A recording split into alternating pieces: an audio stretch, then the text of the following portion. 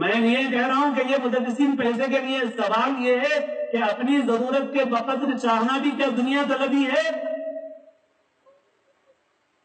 آج سے 10 سال پہلے اگر میری تنخواہ 10,000 تھی تو میں اس تنخواہ میں سے 1,000 روپے کی چٹھی ڈال سکتا تھا اور بچت کر سکتا تھا۔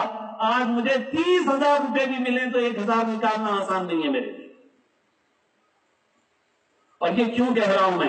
کیونکہ ہم مدرسوں سے لگے ہوئے ہیں، میں قلب شہر میں بیٹھا ہوا ہوں اور میرے سامنے عملی نمونے ہیں، میں دوسروں کے قصے کہانیاں نہیں بول رہا ہوں۔ میرے پاس پڑھانے والوں میں بھی کئی ایک اساتذہ ایسے ہیں جو اپنے خاندان کے اعتبار سے اچھے تھے، اخلاق کے اعتبار سے اچھے تھے، کیونکہ آج ہم کو ایسے مدرس ملنا مشکل ہو رہا ہے، اور ان کے اندر کوئی جذبہ باہر جانے کا نہیں تھا، سعودیہ جانے کا نہیں تھا۔ ان کی شادی ہوئی، تھوڑا قرضہ ہو گیا، بچہ ہوا، دوسرا قرضہ ہوا، ڈیلیوری کے 40-50 ہزار روپے ہو گئے۔ پھر ڈاکٹر نے کہا کہ صاحب بچے کو دواخانے میں شریک کرنا ہے، تو وہ قرضوں کے بوجھ سے ایسا نڈال ہو گیا۔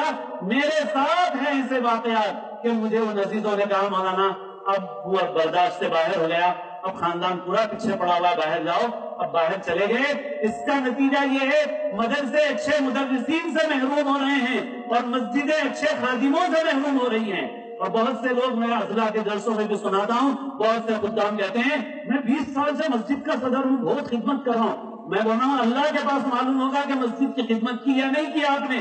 کیا کیا 20 سال میں؟ 20 سال میں بلڈنگ بنا دیا 2 کروڑ کی، سنگ مرمر لگا دیے اور ٹوائلٹ میں بہترین ٹائلس لگا دیے اور لاکھوں نہیں کروڑوں روپے خرچ کر دیے اس کے اندر، مگر اپنی بدمزاجی اور حاکمانہ مزاج کی وجہ سے تمہاری ایک اچھا امام نہیں ٹک سکا، ایک اچھا عالم نہیں ٹک سکا۔